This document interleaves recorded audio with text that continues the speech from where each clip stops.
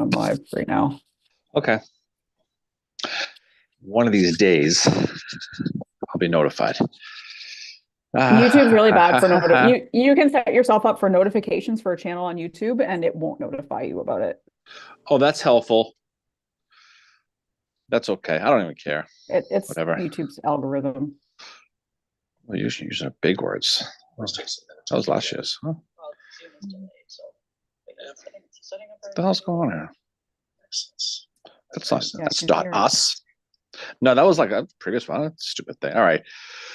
Oh, anyway. Yeah. Okay. No, I got it. I don't know why I even have this thing on. I don't. Freaking eyes are getting so goddamn bad. I can read the comments anymore. You read the comments, don't you? No, not usually. Actually, I don't. Sometimes I do. You're so good about it, reading the comments. Every so often, I'll go on to take a peek at something, but for the most part, my attention span is not very good, Mary. I don't know if you know this. So if once I start reading the comments, I'll drift, and then we're all in trouble. You're talking to someone that's got ADD, so Oh, really? Tell me about it. Well, it's okay. We'll get going on this. Good morning, Barbara. Morning, Jim. Morning, Ben. Oh, good morning, everybody. Yeah. One of these days, we're going to see the sun again. Rumor has it still exists. Apparently, Toronto has only had 5 minutes of sunshine in January. Screw them. Maple Leafs. Who cares? Anyway. My instructor made a point of announcing that in the class the other day because I'm like the only Canadian. You know what we should consider doing, by the way? Because I'm looking at the clock. It's 10 past 10, which is going on. Instead of saying 10 a.m., we should say 10 a.m. FST, Fincher Standard Time. That's the only time I'm ever late. That's the only time I'm ever late. I'm like, Mary, it's 10 o'clock, right? I know. Give me a few minutes. Well, whatever. I wake up like this. Live. It's not a job. I wake up like this, Mary. I don't need prep time. Anyway, so what's going on with you? I'm on time for everything else I do. Oh, Anyways. So morning, Jared. Morning, Rob. Morning, Roger. Morning, David. Roger's on. Roger's in Rhode Island, right? He got himself some. Yeah, he said good morning from Rhode Island. Oh, very cool. Yeah. We got some. Unfortunately, we're not gonna be able to catch up with Roger this weekend. We got too much stuff to do, but we'll see him in Gettysburg on Memorial Day, I'm sure. But that'll be cool. He's down and back in Rhode Island. He's escaped from Ohio, so that's always a good thing. So, anyway, Scott is on here from Northeast Ohio. Oh well. There you go. Speaking of Ohio, Roger said Ohio's still trying to get rid of daylight savings time. Yeah, we're waiting on like Ontario, or no, Quebec and New York, and there's one other one that hasn't passed it yet. But once those two pass it, we can get rid of it. Yeah, daylight saving time doesn't make any sense. It doesn't matter. Morning, Autumn. Oh yeah. So anyway, so that's good. So we didn't do an episode this week. We got one planned for next week. So it's good to still just kind of, while you're getting your schoolwork done, to kind of just take it every other week right now with these things, right? Keeps you from being ornery, grumpy. Well, I do have a lot of, like any semester, I have a lot of reading, but this is the last semester. No, it's Houston's in Gettysburg. Houston is good morning from Gettysburg. Gettysburg has some good weather coming up. I know they're going to be warm this week. I keep track, obviously, of Gettysburg weather all the time for different reasons, but it's going to be nice. It feels like we're going to get into those 60-degree weekends. We'll be down in Gettysburg in a couple of weeks for the. We will be down for the Seminary Ridge event. And for anybody on here in the Gettysburg area, actually, the event is sold out for in person, but they still have a virtual option available, which is $35. And for that, you get like, all day lectures. They're lecturing this year, or the talk this year. The theme is it's the retreat from Gettysburg.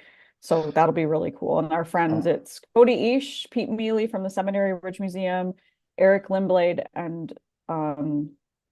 Jim Hessler. Jim Hessler, who are licensed battlefield guides, and they do the Battle of Gettysburg podcast, as well as Stu Dempsey, also licensed battlefield guide, as well as Jody Wilson. She will be there as well. So, I mean, it's nice. Like, it was awesome the way they did it before, but it's so cool that Jody is there with them this year because she's really awesome and she knows her history stuff. And I know it's sold out, but don't be shy to jump on and sign up because they do have a waiting list. And I know a lot of people, for whatever reasons, can't make it.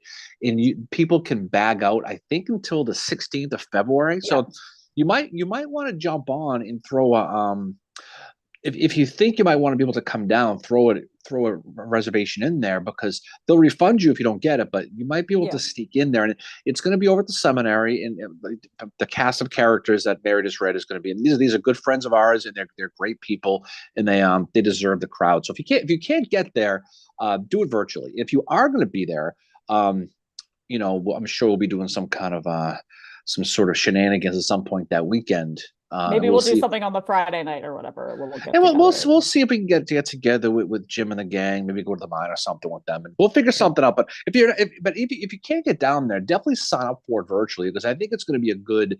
I think it's going to be a great presentation. It's an all day thing. Yeah. But I think at the same point, even if you can't get there, it's always good to support the people who do this work because this is really a yeoman's effort with this stuff. And I don't think any of these people are getting paid personally for this. This is for the love of the game, as they say. Yeah. Um, and for people like that, and the Gettysburg Battle of Gettysburg podcast is so good, and they're such good people, and they deserve to be treated. They deserve to be supported. But also, Cody and Pete of the seminary, these are people who help put up that museum and help teach that story. They open up that cupola. You can go up there where John Buford. Reynolds drove by and Buford saw, and they had that all that meeting. It's not the original cupola, okay, and burned down, but it's in the same exact spot. And if you haven't been up there yet and you see that creepy museum, that medical museum, it's worth it. That's so good. But definitely check it out. We'll be down. We'll be down as well. But any chance you can to support people in this field, do it because it's there's not enough people doing it, and you think that there would be, but there really isn't, right? Yeah, no, there's not. Like, I was gonna say that I just posted the link to the virtual option in the chat as well. Oh yeah. David Maxwell mentions he's going to be in town, so I told him we'll definitely see him at some point, probably at the mine. Well, David Maxwell, I'm buying you a beer when I see you for that Lions game because I feel they I feel bad. I feel bad because you guys I think should have won that game, but I thought that the Lions were going to get smoked, and they proved me wrong. But I owe him. I'm going to buy him a beer for that because that was a hell of an effort. So bravo for the Lions, and I think they'll be back. So, but we'll have a good time with that, and we have a bunch of stuff going on this summer down in Gettysburg as well. So we got a bunch of cool stuff planned. So anyway. Yeah. Rob Dalby just asked, he's trying to schedule trips for this year and wondering if we have any events planned. We might have something Memorial Day weekend, which we're working on. And hopefully we'll be able to announce that in the next few weeks, what we'll be doing. For yes, Memorial Day weekend. There will be a presentation. Well, we'll see. We'll talk more in details later, but there's the Friday before Memorial Day. We're working on doing a thing in Gettysburg. So we'll talk more about that. The Friday before Memorial Day, that's my graduation day. No, it isn't. Your graduation day is like the May 10th or something, isn't it? May 17th. Yeah, graduation Memorial Day is like the 20 something. Oh, okay. You said the Friday before, so I thought you meant the weekend before. No, the Friday before Memorial Day. It's like May 20th. Friday of Memorial Day weekend. Okay. Yeah. So we're going to be doing. We'll talk more about it in details, but we're going to involve some our friend Mark Blanchard and maybe some other people in a Civil War thing that night in town. So we got to figure out some details about that, but details afoot. So if you can get down for that weekend, definitely check that out. And Dalby will definitely let you know about that. So cool. Morning Glow Jam. E. Houston just mentioned he's not going to make it to the seminary event. I think that's what they meant, or maybe Memorial Day, but they said they're coming to the trivia in 2 weeks, which leads into our next thing. So we are bringing our roundtable back. Tuesday, February 13th will be our roundtable where 7:00 Eastern is via Zoom. So we're going to send out invites for that soon. So we're going to do 4 or 5 rounds of trivia. It usually takes about half an hour, 45 minutes to do that. And then after we just hang out and do our usual roundtable, which there's never any set topic. Although we usually end up talking about like battlefields we visited, we've had some really great discussions on there with people. Just about battles, books and all that. So that'll be good because we're gonna we usually do 4 or 5 categories and so we have books that we give away courtesy of Abraham. Yes, I was just gonna say that. And then the Lincoln Bookshop. So that'll be good. So we'll get those mailed out to you. So people who've been on this before, it's a lot of fun, and we try to make it some easy, some hard. We try to make it, we realize there are different levels of this stuff when people study this stuff. We try to make it so everyone has an opportunity, but at the same point, we try to make it a little bit. This isn't going to be a layup. You got to earn this shit, Mary. Yeah. Well, if Leonard comes on, he'll win every category. Leonard, yeah. So we'll see about that. But it's Leonard. good. It's good that we have the books to give away, and we have a bunch of. We haven't done this in a while, so we have to get rolling with this. So it's important to keep going with this. So but yeah, it'll be fun. It'll be fun. So I'm looking forward to that. Just because it's for one, it's a good group to hang out. It's a lot of people. We have a lot of regulars who do this now, but for the new people, um, yeah, it's Zoom. It's fun. We get to hang out. We like Mary just said, we do trivia for about a half hour or so, however long it takes. Then we just hang out, throw some beers back, and shoot the shit about the Civil War for a little Yeah. while. And it's just meant to be fun. Like it's just meant to be fun. And hopefully like the trivia people learn something or whatever. But like Darren usually writes most of the questions because he's way better at trivia questions than I am. We'll But try to yeah, make it so. Try to people, some people don't, some people win a lot, some people never win. Well, speaking of never winning, Autumn won. Autumn won. I see Jim Samia's on here talking about his Cowboys. I was gonna just an easy way to get right into that, but anyway. But no, in any case, yeah, a lot of people win, but it's good to see because we're benefited and blessed by the fact that we have a really good sponsor for this, and some of the books that he sends us are really really cool because it's a lot of the books we're tempted just to keep because they're so good, but we have to give them away. So we definitely Yeah. we definitely do It's that. really So awesome. He sends us the books, and they're great. They're great people over at Abraham Lincoln Bookshop. I think they're still like cleaning up from the flood they had a few weeks ago, which they've been closed for I think it's like an indefinite period of time, but hopefully they're back open again soon. But they have lots of like they do great virtual events with authors. I know they've got Harold Holzer coming up soon, I think, unless they've already had him on for his new book about Abraham Lincoln. mhm, We've seen Tim Smith on there as well. That was mhm. really cool. Yeah, David was watching No News Yet on Cocktails and Cannonballs, which is the event that Civil War Museum in Harrisburg does. I would assume they're in the planning stages of that, but we helped out yeah, with it. That was a yeah. lot of fun. They're definitely doing it. They're definitely doing it. It's probably be in September. I mean, that's their deal at the Civil War Museum over in Harrisburg. So they're definitely going to do it. So since you mentioned that, it's an event that the museum does over in Harrisburg, and that museum is awesome. And so we get to do it last year. We get to be one of their I don't know what we were last year. We did trivia for them or something, didn't we? Yep. Yeah, but it's a really cool thing. The Cannonballs, Cocktails and Cannonballs 2.0. So we'll That was definitely the do night that. of the drive with Gentilly through Harrisburg where we I don't know saw where Gentilly is right now, by the way. Willows. I'm trying to, where's these comments? George Sharp for 1,000. Yeah, it's going. There's probably jump on because I'm sure there'll be a BMI question on there. I hope. Yeah, we I'm try sure. and like do a mix of like the most recent episodes we've done. Sometimes we go in the Wayback Machine and pull some stuff out from episodes we did like 3 years ago as well. Just a whole mix of questions. And we try to be like Eastern Theater and Western Theater, balance, Trans-Mississippi, what have Oh, you. Oh, good morning, MJ. oh, MJ, troublemakers on, but but that's good. But Bill, it's good though because when you're studying the BMI and you're specifically studying the Gettysburg campaign, it's a really understudied thing, and and this just made me think about this. They're doing the battlefield guide exam this year, apparently, Mary. Okay, and December. I know they're is that when it's December, and I know December. Yeah. they're doing like a study group, which is pretty cool. It's a good idea to do that. And I think it's a good thing if you're thinking of studying for that and trying to write that test. But the thing about that exam is you just for people I know who were guides, I haven't done it, but I know a lot of people who have.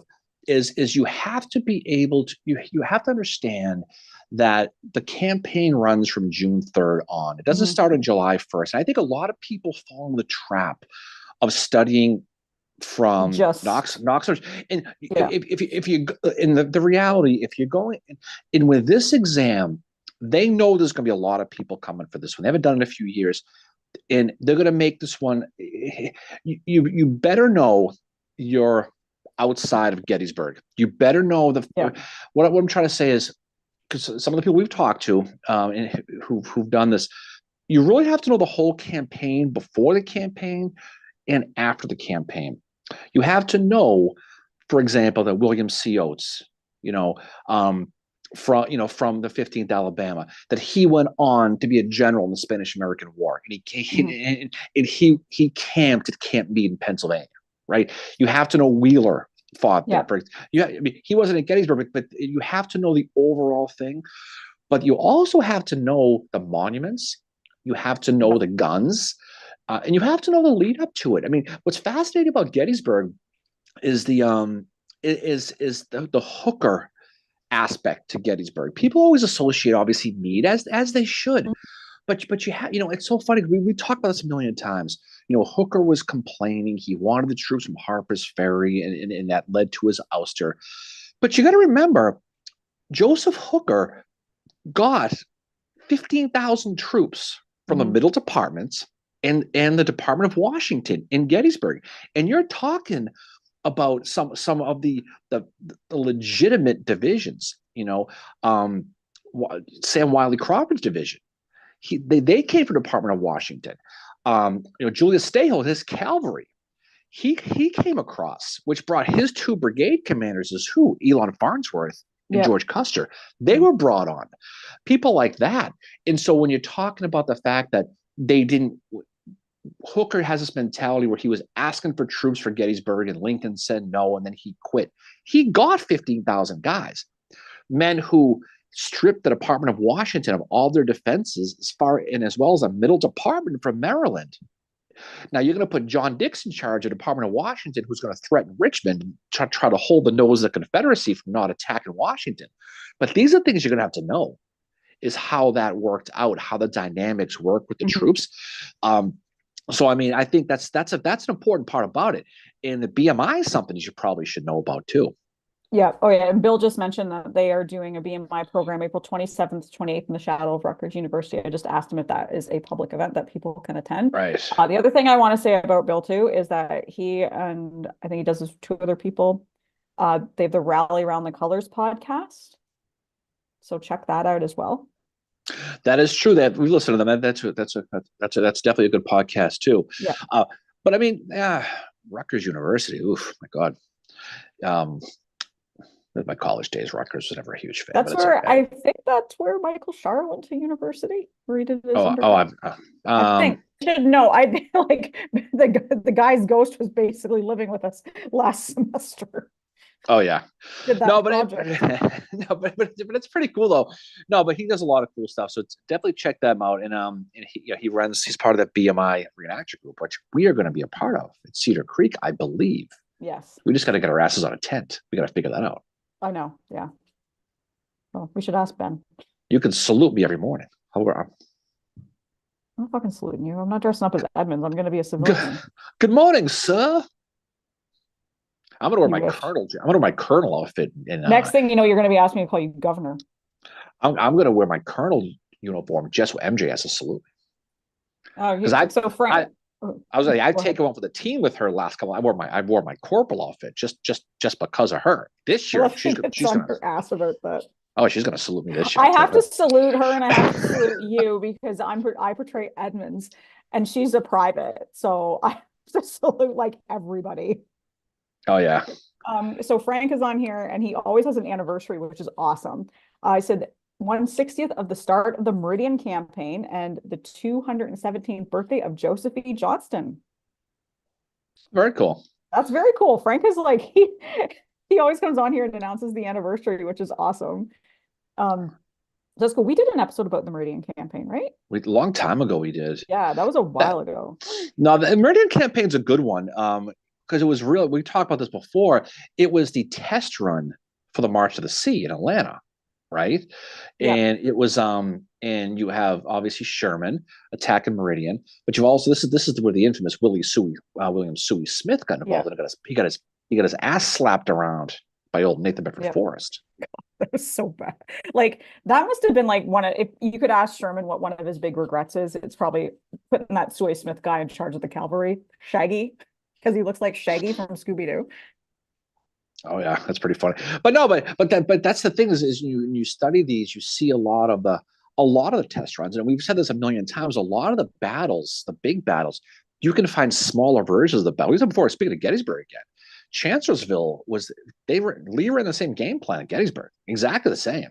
it worked at Chancellorsville, but it didn't work for Gettysburg, and for a million different reasons.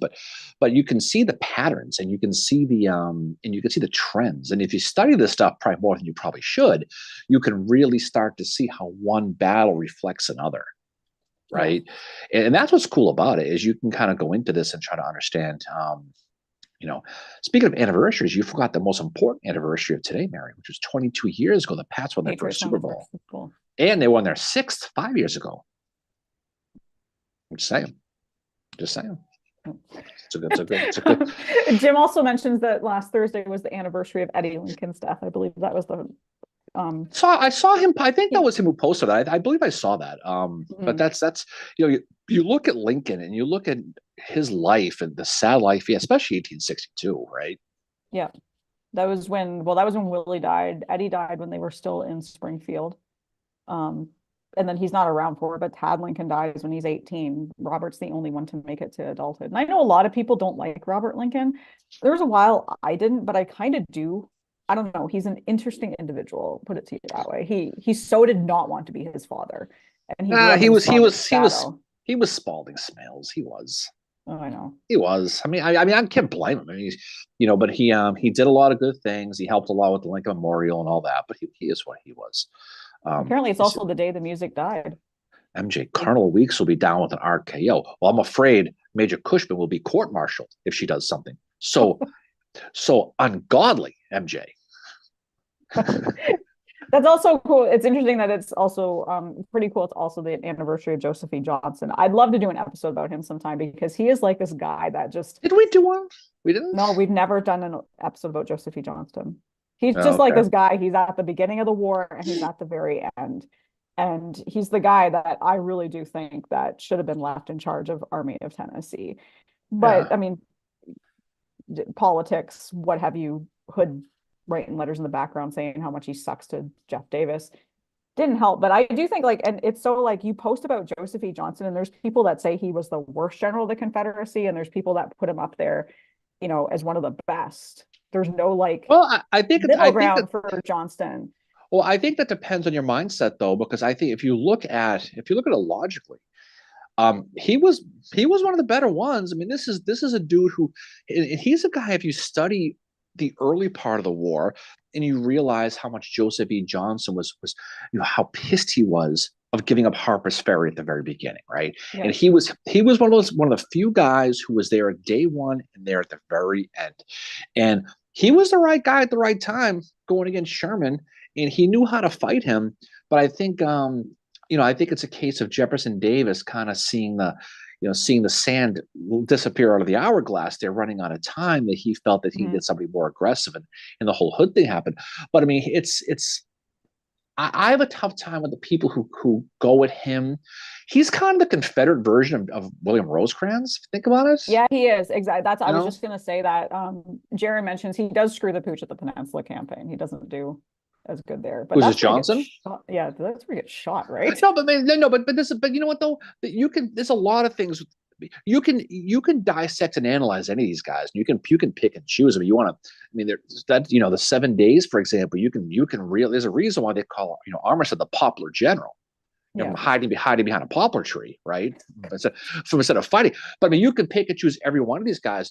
Mm-hmm. And the Peninsula in the 7 days is the good, the bad, and the ugly for the Confederacy, right? Yeah. You've got the Robert E. Lee really showing what, whipping it out there and showing what he can do offensively, versus Stonewall, who was running around, getting his name in the papers, right? So you can pick and choose all these guys. The other day it was the birthday of Nathaniel Banks, fellow Waltham of mine. And it's funny because most people in my hometown don't know Nathaniel Banks from Tyra Banks. They just know he's the name of a school in the town. But I'm part of a Facebook group for Waltham history, and I posted a picture of the statue that there is. And some people came back at him and hit him with the Commissary Banks and all this other stuff. So some people do know, but there are aspects of these people where you can focus on the positive or focus on the negative, and it kind of gives you an insight into the psychology of the person who studies it, though. Mhm. And so he mentioned Peninsula and he's absolutely right. But I mean, the thing is that you can do this with anybody. You can look at They said they means, gave up all the you ground know. to the outskirts of Richmond. And yeah, you can, like, everybody has good days and bad days in the Civil War.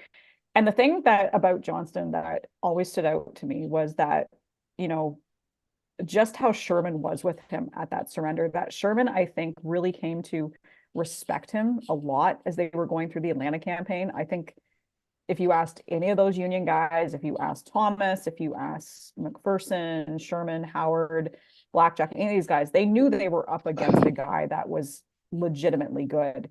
Uh, And I think, you know, who knows why Sherman changed his game plan at Kennesaw the way he did to do full frontal instead of, you know, attacking the flanks like he always did. But I think by the time he met Johnson at Bentonville, he had this high respect for this guy who had been there since the very beginning of the Civil War. And now he's having to go in and discuss surrender terms with him. And they yeah. became very, very good friends after that. They didn't know each other before that. They knew of each other, but they became very, very good friends after that, to the point where Johnson was a pallbearer at Sherman's funeral. Whether that story about the hat is true, it's an interesting story where Johnson was like, he would take his hat off if he were here. Johnson died like a week later from probably the common Yeah, cold. I think he's going to die with it without the hat. Yeah, Personally, I think so too. But it's still a good story. And we saw the his we other, saw we saw his grave when we spent that day with the great Lisa and Jim Samio over in Baltimore that day. Remember? yep, that was That was that was the grave that I was like, quote unquote, like, I'm like, it's over this way. I had no idea, but I found it, which is really cool. And the other yeah. interesting thing about Johnson is him and Albert Sidney Johnston or Johnson were both very good friends with Beauregard, to the point where, well, not so much Albert Sidney, but more so Joseph E. Johnston. And Joseph E. Johnson was very high ranking and Beauregard was not. But Joseph E. Johnson almost had this relationship with him where you could tell they were friends. And he would almost be like, yeah, dude, you do what you want. And Jeff Davis didn't like that. He was like, you're his superior, act like it. And I think Uh-huh. Joseph E. Johnson was like, the dude's got good ideas. What am I supposed to do? You know, and I don't think Joseph E. Johnson was really into that. Like, I mean, he was into the hierarchy, but he was kind No, of but like, he was whatever. he was he was a little. If you want to, we always go to football with this, right? Joseph E. Johnson was that coach who will give you all the yards between the 20-yard lines, right? He'll let you go up and on Mhm. the field, and then he'll try to tighten you up at the 20 and force the field goal and not allow the Yeah, touchdown. And we saw that with Peninsula. I yeah, mean, we saw that especially with the Atlantic campaign, where he's going to let you push on, but he's going to fall back and play defense and just slow you down and wait for you to be over aggressive and punch like they did at Kennesaw Mountain with yeah, Sherman, right? Um, and he's going to get he's going to be wounded on May 30th of the Seven Pines battle, and then Lee's going to take over, and that you're going to have this change of philosophy with the Confederates who were playing that ultimate defense and trying to force yeah, that field goal and protect Richmond, to bring in an offensive guy in Robert E. Lee who's going to change the narrative. And if you're the Union and you realize you're fighting what you think is maybe a passive enemy, and they're going to let you fall back and end up to a point where they're going to fight you defensively, you can do things if you're Lincoln, like send mhm, McDowell to go chase Stonewall in the yeah, valley, because you don't think you need him. But then when Lee takes over on June 1st, right? yeah. Now you got a whole different animal. Now you got an offensive guy, or as you say, offensive guy, right? Who's It's going a to force Canadian that accent. force that 7 days. And now if you're McClellan, you're like, what the friggin' hell? And now you get pushed back from White House Landing, and the whole thing falls off the peninsula.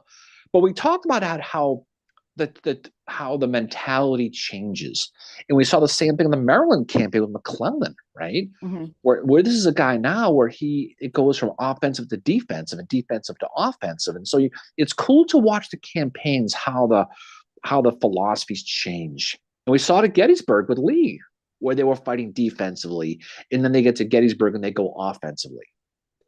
So Yeah. it's trying to read the tea leaves of how these generals are going to act is one of the coolest things of studying this, because Oh, it is. you can really see the psychology of what goes into it, and then you can afterwards when they fall on their face, you can say why. Yeah. That's why it's cool. I mean, that's just what's neat Yeah. about it. Yeah. Jaron's got a couple of good comments here. He said they definitely agree that Joseph Johnson was great in the West. Hands down, his leadership skills shined in the Army of Tennessee. And then he said, wow, mind blown. Imagine had Sidney not bit the dust at Shiloh and Joseph E. Johnston remained in command of the Army of Northern Virginia. Well, we've talked about Albert Sidney Johnson and Shiloh a lot. About it's one of those great what ifs, and there are people who think that, I mean, Albert Sidney Johnson would have been, and I mean I think so personally, would have been a solid combatant against Grant and Sherman in the West, right? Yeah. A solid experience, long, but you'll never know because he's got that Kurt Cobain syndrome. He dies early, so it's you never know. But how he would have been different versus Joseph E. Johnson. I mean, Joseph E. Johnson, I mean, he was what he was, but he was a conservative type of guy.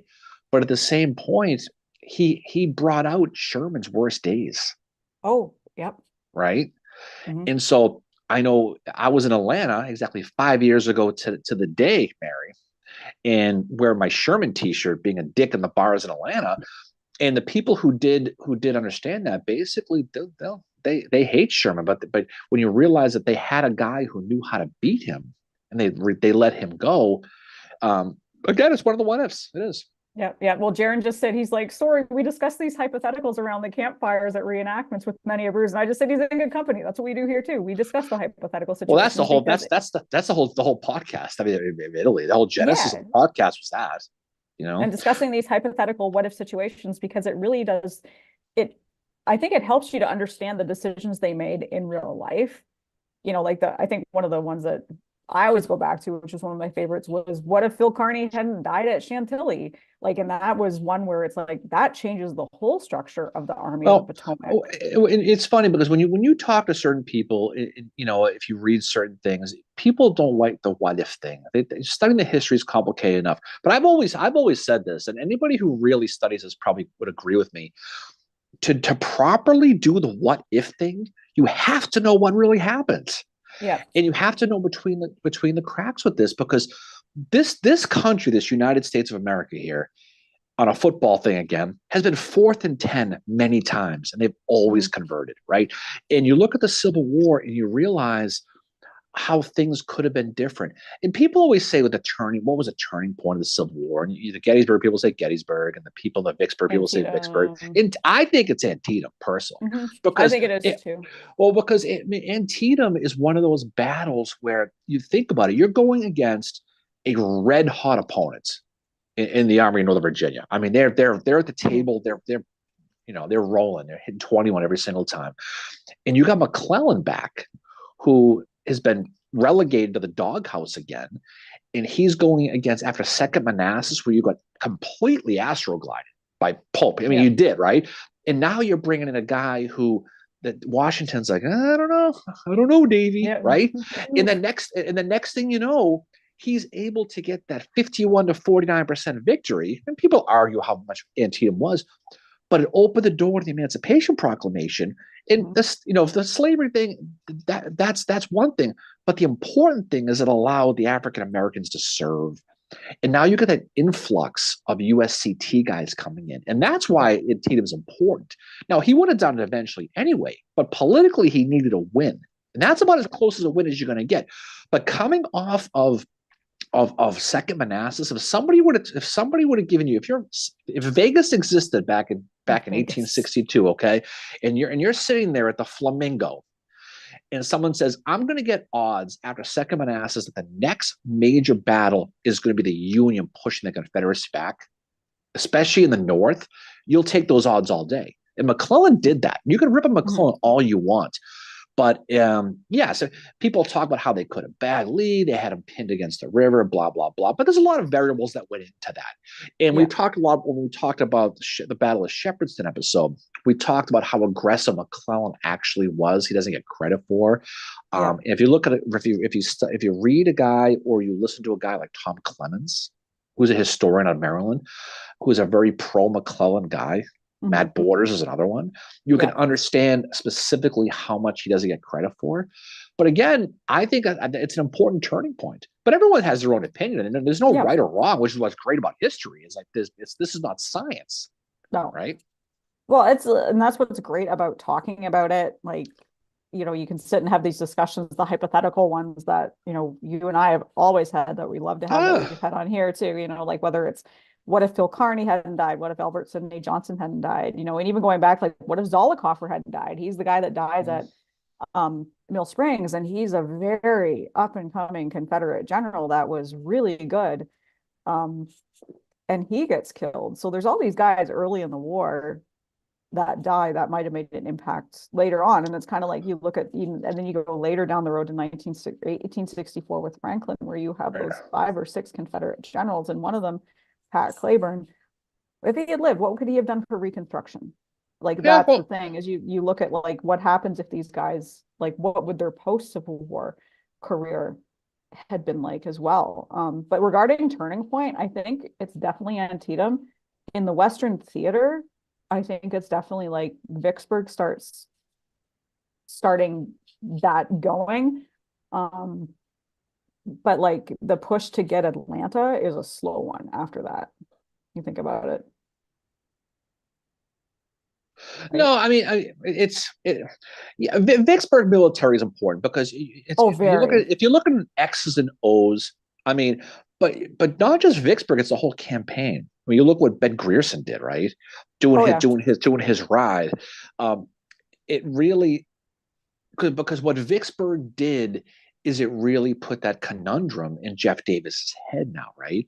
Mhm. So when Lee wants to march north, and Davis is like, well, not so fast. Why don't we take some of your guys and go help out Pendleton over here, who's got Yeah. his dick in the wind over here in Vicksburg. Even Pemberton. Yeah. And now Lee is like, well, that sounds well, but I kind of don't really care. I want to do my thing. And Mhm. it turns into that politics with D.H. Hill in North Carolina, and it talked about Yeah. all this stuff about Robert Ransom and these other Confederate divisions and brigades who they want to bring over. But again, it goes back to trying to figure out in real time. I mean, you're sitting there playing whack-a-mole if you're Jefferson Davis Yeah. in summer of 1863. You've got Lee who wants to go north, and you're Davis. You're thinking, shit. You know what? Vicksburg's probably pretty important. We should probably Mhm. hold on to that, right? So he wants Lee to send some of his guys over, or worse, if I attack north, maybe he'll pull some Union guys over towards Pennsylvania. But that's how the whole thing goes. Yeah. It's like water breaking from every different place trying to Yeah. block the flood. But Yeah. and that's why how hard it must have been to be Lincoln or Davis in this specific situation in that summer of 1863 because of Oh, how everything was going on. And then the next year, when you get Overland starting, when you yeah. get this gigantic machine, all these parts moving at the same time in synchronicity, at all targeting Lee and all targeting what's ultimately going to be North Carolina with Benville. Yeah. It's really something to see how it goes, and the fact that they're doing this and without any sort of real technology as far as navigation about any of this stuff, it's fascinating to study. It really is. Oh, yeah. Jaron said Pemberton should never have allowed himself to be besieged. Yeah, well, I mean, the His problem problem is was what. he was Pemberton. Well, I mean, going back to Joseph E. Johnson again. What's Pemberton to do though? You've Yeah. got Johnson's army right, not far away, Yeah. and you have a situation where they're designed to sit there and to help be the reserve, not the reserve, but they're not far away. And you have the Grierson thing happen, and you have Sherman going towards to hold Johnson there to keep him from Yeah. coming over to Vicksburg. That's the thing and then finally, when the opportunity comes for Joseph E. Johnson, this is where you can take a shot at Johnson. When the Mhm. opportunity comes for Joseph E. Johnson to help supply, He's like, Pemberton, nah, I'm good. he's like, you know what? Fuck this. This is I'm ridiculous. not good. I mean, you're battle, Big Black. You've got all you have these battles that take place in the middle, right? But Johnson said he realized that this is absolutely fruitless, which is kind of too bad for the Confederacy because he could have got up the Savannah of Grant and hit them in the. He could Oh have, yeah. but I mean, again, it shows the brilliance of Grant because he knew that if he is going to attack Vicksburg and he lands at Bruinsburg, that's that whole thing Yeah. finally runs the gauntlet, that whole deal. He sends those armies east to hold Johnson's nose and keep him there, and then he starts the siege. So I'm not sure what Pemberton could have really done, but I think at the end of the day, that's more on Grant. It really is. Yeah. Yeah. It's like I was gonna say the Western Theater, though I know said like Antietam's the turning point, but for me, the Western Theater is still really like where there's so much of the war being won. The Eastern Theater is still important, like don't get me wrong, but it's more the, I don't know, like I see the Western Theater as being the more strategic. You get Vicksburg, then you get Atlanta, then you get Chattanooga, then you get Atlanta, and you can see what the game plan is. And if you look at what Lincoln wrote about those cities, Vicksburg is the key. I have to have Chattanooga. We need Atlanta. Like those three cities are the ones that I mean, he's realizing. If you were to put if you could bring back Jeff Davis back to life again, you put sodium pentothal in his body and make him tell the truth, he'd probably agree now that he probably should have sent troops to help Vicksburg instead of allowing, Lee to do his Gettysburg campaign. But again, Lee wanted to do what he wanted to do, and he made a pretty good argument, because at the same time, too, don't forget, if you send a lot of Lee's troops west, you still have John Dix's Department of Washington sitting there on the peninsula.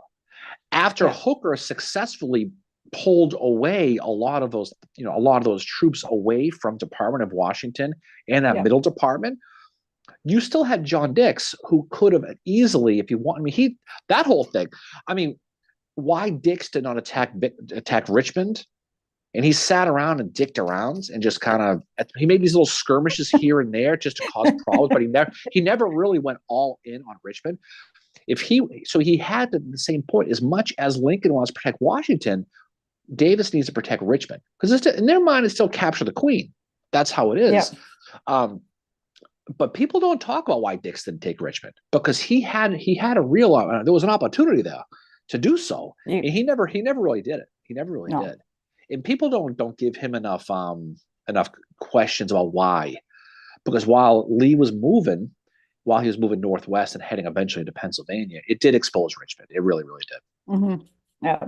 And Judy's on here. She's on here from Charleston, South Carolina, trying to listen at work. Oh, that's awesome. Welcome again, Judy. I think Judy was on here last week with us. Jaron said, so regarding Vicksburg, perhaps withdraw, continue striking Grant, delay the war, foreign intervention. He just finds it fascinating stuff to consider, like the what ifs. And that's, like I said, what we do on here too. I think there's a million things that could have happened. I mean, you have the European powers who very, very much wanted the Confederacy to win, and not so much because they liked NASCAR and Sweet Tea Mary. They wanted the Confederacy to win because they wanted to show their people, because they were still monarchs, they wanted to show their people this democratic system cannot possibly work. Yeah. So if they showed that by going into this American experiment, if it ends up in civil war and completely falling apart, that maybe their rule is the way to do it. So they had a very vested interest, not just the cotton aspects of it all, because obviously the European was relying on Southern cotton, but that political thing. We've said before, every war in the 20th century was a war to see what was going to replace monarchy. If you really think about it, it really, really was. Yeah. And so they had a vested interest in the Confederacy winning to show that a democratic system of government cannot work. And so, but they didn't want to go all in on it. Yeah. Because the slavery thing was a real thing, especially in England. Oh, yeah, it definitely was. And I was going to say, speaking of the Carolinas, which is where Judy's from, Charleston, to say Sherman in 1864 is now starting into his Carolinas campaign, which he considered in his memoirs to be the most important part. But he was like, nobody talks about it. Everybody talks about the damn March to the Sea, which was just me moving my base of operations. So you can see how he thought about it in real time, is moving a base of operations. But because you have, and it's interesting how kind of the pop culture aspect, and I'm talking pop culture, right after the Civil War, when you have songs like, Marching Through Georgia coming out, the pop culture aspects about, and people start to see, well, this is the important thing, is this March to the Sea, because they're marching through Georgia. It's not marching through the Carolinas. But like Sherman, you read his memoirs, and it's like, I love reading his, Janet's on here. She's 15 miles from Monocacy. Oh, cool. Love Monocacy. Cool. Yeah, we love Monocacy. Janet, have you been there yet? Because that is an amazing place. I tell you, speaking of Monocacy, I do. Frederick, Maryland's got some legit good breweries, though, by the way. Oh, it does. It does. It does. We were there with Gentilly. That was fun. Hopefully, Janet has been to Idiom Brewery. because that place is fantastic. You know, and you mentioned Charleston a bit ago. I mean, Charleston. We got to get back to Charleston. You know, you go to the Charleston River Dogs games, the baseball, Yeah. and you get that home wrecker hot dog with the ice cream beer frap. Oh my god, it's heaven. Oh my god. I was gonna say, I'm like, telling you. um, so Bill, this is interesting. Bill Etzcore mentions more songs were written during the Civil War than any other specific incident. That's very cool. Even more than the World War II. That's cool. I didn't know that. Yeah, I have to I say, mean, it's like, just Marching Through Georgia, my favorite version of it is by one of my favorite bands, Old Crow Medicine Show. They do a really great job with it. Because they're one of the guys that founded them. I can't remember what his name is. Follow him on Instagram. He's really cool. Amazing fiddle player. He does the fiddle playing on that. It's so good. MJ, make sure you get a hoodie when you're at Monocacy. gotta get it. Made that mistake one time. Amazing hoodie. Yeah, But easy. but Bill's right though about the songs because when you you know I I'm sure people here listen to a lot of Civil War songs, but songs like Lorena, it's just beautiful. It's just beautiful writing. Kathleen Mavourneen. There are a lot of really good Civil War era songs. When Johnny Comes Marching Home, Bonnie Blue Flag. I mean, it's kind of you can sit there and kind of capture yourself and fall back in time. And that's what's great about music. You can listen to music. I can listen to I can listen to Doors or any music, and it puts you not because you weren't alive in that time for for these people, but you can put yourself in the mindset again. And that's Yeah, when music is really good. But I'm not surprised about that. I didn't know that, but I'm not it's really surprised about cool. that because you can listen to it and you can hear um you can hear the misery and you can hear the emotion of some of the songs, but the real songs, which is there are certain songs that the Union troops didn't want even played in camp because they were so No. negative. You Yeah, know. well, Bill says hundreds a week. Not all were fire bangers, but and Janet says she's been to Monocacy, but she does not have a hoodie. Well, Jana, you missed out. Then you should go because it's one of the best, most comfortable hoodies you can ever get. If you go to that little bookstore, definitely go. And if you could take a tour, go see our friend Matt. He'll give you a tour. If you do that, but I Monocacy is great though because it's so close to Gettysburg. It's not far away. It's maybe a half hour from the border. But if you go there and you see it, first of all, the battlefield's pristine. It just is, and you can march in the same footsteps of John Brown Gordon, Lew Wallace, and it's such a nice area. But I'm surprised at how many people, some of the Gettysburg people we talk about, who've never been, because it's such a Yeah. great battlefield. But then again, going back to Jim's the gang's retreat story here coming up pretty soon at the seminary. A lot of people don't even do the retreat. They don't go to No, Monterey they Pass. stop They at don't the go. July 3rd. And as you've said, you put it in baseball terms, that's like stopping at the seventh inning and leaving the game and not watching the rest of it unfold. If Frank said, if Gone with the Wind took place in South Carolina, Sherman's Carolinas campaign would have been in more popular conscious today. So if like what's her face who wrote Gone with the Wind had been in the Carolinas, we might have a completely different perspective on it. But Well, I mean, you what's just her replace face the definitely factors into the historical memory of the March to the Sea. well, you replace Atlanta with Columbia. That's pretty much what you have. And the Yeah. reality is, it's so funny, talking about Georgia and Atlanta, all that stuff, is everything that everything Sherman was accused of doing in Georgia, he kind of did in South Carolina. He Oh, he definitely did. he definitely put And South Carolina. Sheridan did it in the Valley. Right. He definitely put South Carolina over his knee and slapped their ass for a while. He did, especially Well, Columbia. But you're right. But Sheridan the Valley was a big deal too. The Georgia thing gets. I think Margaret Mitchell obviously has done more to sully Sherman's reputation than anybody in the Confederacy ever did, oh yeah. and that's because that's the mindset she wrote. That's how she felt. Now he was no angel. I mean, he did Oh do some no. shit. But I mean, you look at some of the people in the Union side, William Suey Smith, for example, Yep. Dahlgren, Ulf Oh Dahlgren. yeah. I mean, there are people who did things who were a lot more vicious than Sherman did. Now, yeah, he definitely had the hard Jefferson war, C. Davis. right, right, the scorched earth thing all the way. And he definitely looked away, and he was a capital R racist. There's no Oh, question about that. But he was someone who I think is an easy target because he's so popular. yep. Yeah, he's so popular. He's because the March to the Sea has just become this kind of like you read William or yeah, William O'Connell's biography, which is, I recommend that to everybody.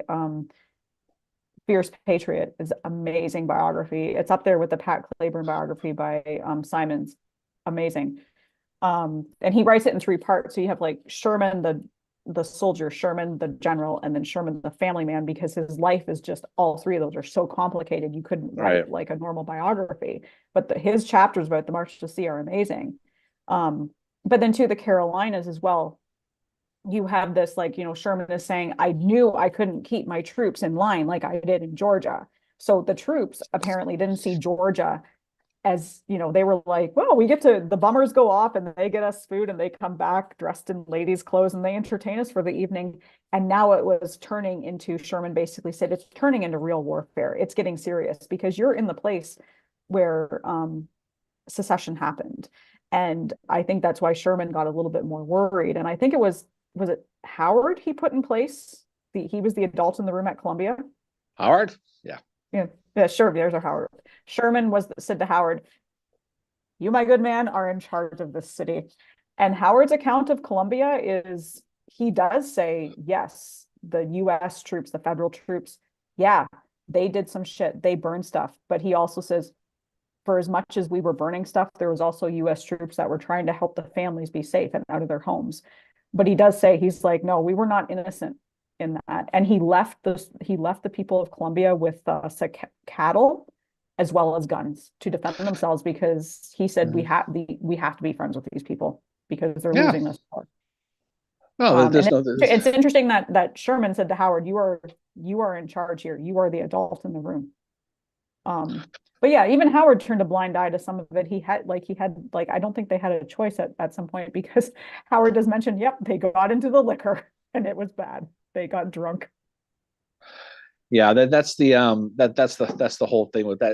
I mean, boys will be boys, unfortunately, on both sides. But if you want to take a shot at Sherman in South Carolina, you certainly can. He certainly looked the other way. I mean, he had specific orders: don't do this, don't do that.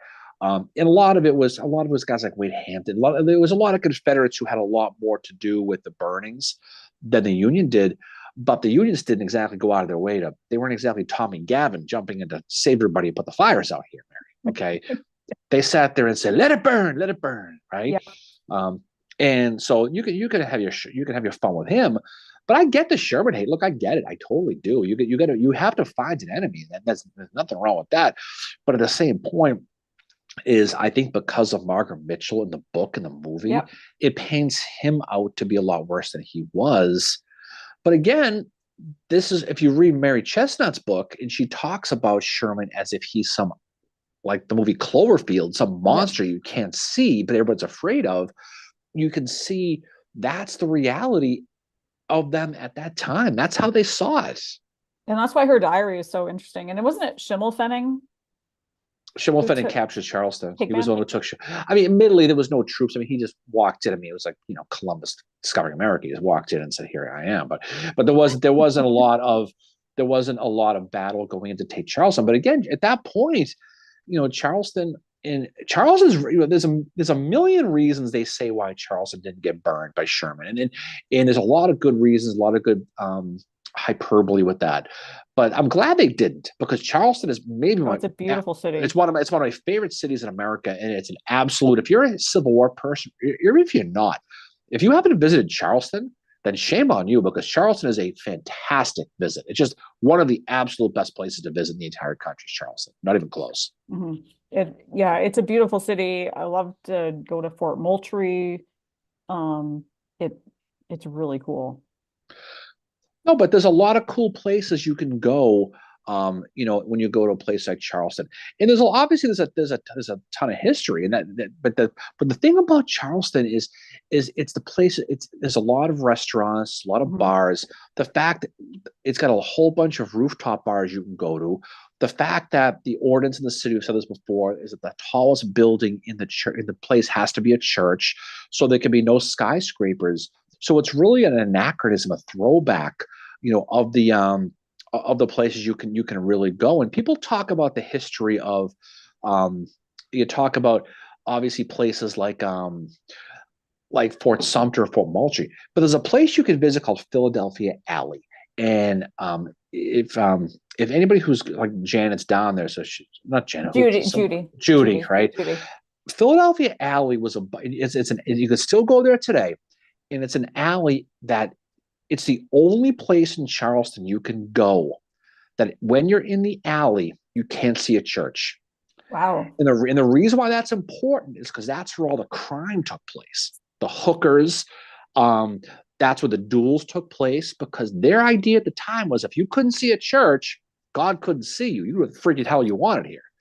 And so if you go to Philadelphia Alley today and you go there, that's the place in town, like the red light district. That's where everything took place, because they figured if the churches couldn't see you, God couldn't see you, you could do the hell you wanted. MJ would probably live there. That's probably where she would. That's not fair on MJ. I'm just kidding. You're gonna get RKO'd hard for that one. But Philadelphia Alley is one of those cool places you can go in Charleston that has a really cool internal history to it, that no one knows about. It's a fun local part of the history. And cool. It's all folklore, but it's true though. That's why it exists, and that's why you can still visit it today. It's very cool. We'll have to go there when we're in Charleston. I did not know that. I'm not surprised. Philadelphia. I know. I was going to say it's funny. Associated with villainy, because fucking Philly. But seriously though, it's a cool place to go, and it's a lot of fun. And you can obviously go to Sumter and Moultrie, and you go to Battery Marshall and Sullivan's Island. There's a lot of cool places you can go. You go to Battery Wagner if you have a boat, and you go see the sandbar and see all that. But there's a lot of cool places you could go. But I think your RKO. Your RKO just came up in the chat. Well, she's going to get court-martialed. I think that's going to happen. I think we're going to be seeing that here in a few weeks. Jim Miller. He's got he does a blog about Civil War diaries, and he says he's just blogging John B. Jones's diary for January 18th, 1865. Flour is $1,250 a barrel on Confederate dollars. Holy shit! Wow. Yeah. I mean that's you want about inflation, That's real crazy. Right there, but that's pretty funny though.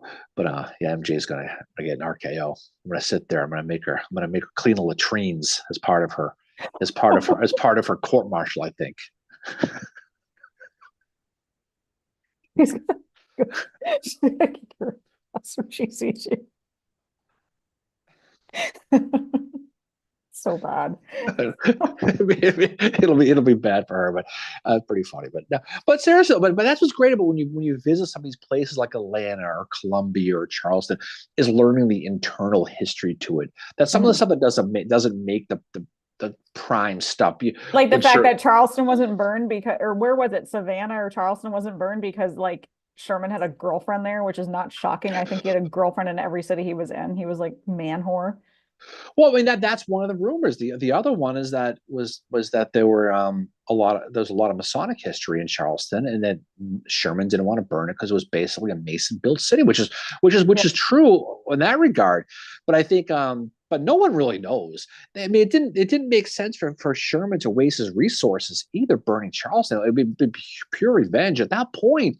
You're racing to your goal is to get to Grants. Now, as much history tells us now, the Robert E. Lee didn't get his supplies. He went to Farmville, and there was nothing there, and he ended. But at that point, Sherman is rushing to get to Petersburg, to get to Grant, for that pincer to really push on Lee. So I don't think he has a lot of time to dick around and burn Charleston either. So I think he doesn't have a lot of time to set like fires to shit and all that. David Maxwell, Hell in a Cell coming up next at the mine. Major Cushman II Corps had chili night last night. You're going to clean the latrine, I believe, as part of your court martial. Oh, she's in for it, I think. I think MJ's in for it now. I'm going to sit there. You want to talk about compartment? I think she's going to be in for it. But that's what's cool though is you see when you read these diaries like Chestnut's diary, you can read a lot about the feelings, and that's history too. Now you can read Mary Chestnut's diary all day, and a lot of it is historically proven wrong. But like I said before, it's a lot like the 9/11 stuff that happened. You heard all these rumors. I mean, they were proven wrong, but at that time, that's what people felt. in her diary, as much as it gets kind of pissed on for different things, it does give a good feeling of how people felt at the time about Yep. Sherman and what he was potentially doing. I don't believe the girlfriend thing. I don't believe the Masonic thing. I don't think he burned Charleston because he didn't want to slow himself down. I think that's a big reason why, you know? Bad boys. Jaron said, "What you gonna do, brother, when Sherman runs wild on you?" Yeah. But he had, I mean, the thing about Sherman though is that he had that cult of personality. He had that Oh, reputation. absolutely. So if you knew Sherman was around, I mean, it was a natural, you were afraid. He was Godzilla, is what he was. And by reputation versus probably more so than reality, um, I think that but he created that fear. So he didn't even really have to do a lot of the stuff that he said he was going to do. Just by being present, Mhm. it made people run. He just had that thing about him. In Chestnut's Diary, is I would suggest anybody who's into the Civil War definitely read it. Now it's not an easy read. Yeah, Jim Miller says he It's a big loves her book, diary. but you can read that and you can say, well, that did happen. That didn't happen. But she does a great job of, you feel the emotion of the residents of Charleston felt during Yeah. that period of 1864, of how there was a monster behind every curtain, Yep. and how they had to react to it. So I don't know. So I think that's to what that. describe this live, you need to get back to you used to make a meme after some of the lives. I think you need to make a meme with Sherman as Godzilla. Oh, I've done that before. I think I don't. Maybe I You haven't. Maybe haven't. maybe on Lampoon I have. I don't know if I've You done. you did one where you had Thomas and him going down the Peachtree Creek and floaties. Oh yeah. That's probably true though. And then Um, you had General Thomas as Thomas the Tank. Oh no. Oh yeah. Well, I mean, but that's the thing too. Is perception versus reality. But what's history though is a story. It's a telling of stories. Some are factual, Yep. some non-factual, and you can read. There's a book I saw online on Amazon called Jackson at Gettysburg recently. I don't know how the hell that one works, but I but that saw that. I was like, what is this, a what if story? but Like, I'm but still, but you can. There's history about everything, and but you can talk about any aspect you want. But but there's so many stories about this, and what's great about the Civil War versus a lot of the other wars, and maybe they do this in other wars too. I just don't really care about the other wars as much. Is the you can read the Sam Watkins diaries or the Elijah Hunt Rhodes diaries. yeah. You can read the Abner Small diaries because it gives you their interpretation of the war as they saw it. And a lot of this stuff is not true, but it's in their mind it was, and how they perceived it was. And so you get a better idea of that soldier mindset when you read these. Yeah. David Maxwell says he remembers the Thomas the Tank Engine. And I said I said it's one of my favorites next to the Sky Barn from Lookout Mountain. Oh yeah. Remember you turned the Bang Barn into the Sky Barn? I don't know about this Bang Barn as much. Ooh, that came up. Where the hell did that come up recently? So that was like we were with Matt Callery doing he was doing kind of a who we are Oh, episode. we were on his show with him a few weeks Yeah. ago. But then Yeah. like David Maxwell's wife at the trivia, she responded with answers Bang Barn, Bang Barn, Bang Barn. Um and but the Bang Barn, for people who are new here, came up like way, way, way back when in one of these lives. This is like 3 years ago. And you were talking about Sickles and the whole Teresa thing where the who was the dude that was banging Sickles' wife? Because you That's said just he'd come Barton around. Key. Yeah, Barton Key. You said Barton Key. He's like, could you imagine if I came around waving a, handkerchief to go to the old Bang Barn? That's where it came about. Well, that's funny. The three things with this podcast that we've just said is, well, actually four things. Jim just mentioned the Ass Factory. That's right. The Ass Factory was another one, but that one didn't have as much legs though. Bang Barn, Rosewood's Clown, Savannah, and those are the big three that just kind of come out of nowhere. The Ass Factory came out of nowhere. Ass Factory. That was a good one. But no, but that's the thing too. It's you study these things, you can get a good idea for it. We're going to be so. I don't know if you know this, Mary. I'm sure been reminded many, Oh, and many taking times. Savannah by the back door. Yeah, that was one of those. That was one of those natural things that just kind of happens. And then as left, you were saying, you're like, as I say that, it sounds really bad. when we left it in the episode, it kind of took up. But but the Rosewoods Clown was the fun one. We posted, I think the picture for this live thing we put the clown in the background, and it's funny the comments about that, because we get you can tell who listens and who doesn't by the reaction about that. So Well, we I took a posted it on Twitter and someone was like, what is that in the background? I'm like, well, what's called? They're so like, no. we took a picture at the Henry Fuller Monument at Gettysburg a few weeks ago, and I put the clown in the background just for that reason. And it's just one of those stupid little things. It all kind of came out from the first time I was ever going to find the Fuller Monument. Um, I mean, it's not like it is this time of year. In the summertime, it's tough to find because it's all grown over. And it's one of those fun little activities when you're in the Rose Woods to go find the Fuller Monument, Yep. especially for the first time. And I remember I was talking to you on the phone, Yeah. and I said I'm already afraid of the Rosewoods clown out here, and it just stuck. But that's Became kind part of of fun. that's like the Just being, Savannah thing. Like you were like, it's, Sherman went in Savannah's back door. And as I say that, it sounds really bad. yeah, but that's pretty cool though. But speaking of episodes, so we're going to be doing an episode next week. It's Valentine's Day week, Mary, Mhm. and we're going to do a episode on the love affair between John Reynolds and Kate Hewitt. And we're going to talk about that whole thing, and that's going to be a fun. We sort of did a Valentine's Day episode a couple years ago, I think. It was we did the dating profiles of the generals, and then we did a couple love stories with it. That was the dating profiles where you came up with AP Hill always plowing. Oh yeah, yeah, absolutely. But yeah, I forgot about that. But we'll probably repost those again, those pictures when the time comes. But we're going to talk about that, and there's been a lot of good love stories that took place in the Civil War, and I think one that comes up a lot is the Reynolds story with Kate Yeah, Kate Hewitt, Hewitt. Yep. and so it's good because not a lot of people knew at the time that he had someone like her. And there's that story, he found the locket with their picture in it, and there was notes and there was all kinds of stuff. And it's kind of a sad story. And there's also a lot of misconceptions about Kate after his death. There was stories that she went to a seminary, and then it turns out she didn't. And there's more than one Kate Hewitt. But that'll be that'll be a good story to talk about him, because it'll be really what it'll be is to be an episode about John Reynolds and her, and Mhm. in the story, and also the story about the post-death story of Reynolds with his body, which is kind of a Oh yeah. shitty story. He's buried in Lancaster, Pennsylvania, but his body has taken a circuitous route to get there because of the Confederacy and because of the Battle of Gettysburg, everything that was going on. So it's one of those stories that it's a good, sad, tragic story. So we're gonna do that one next time, I think. Yeah. Yeah, and we like I think when we did the episode initially, we talked about Claiborne and Sue Tarleton. We talked a little bit about Reynolds and Kate.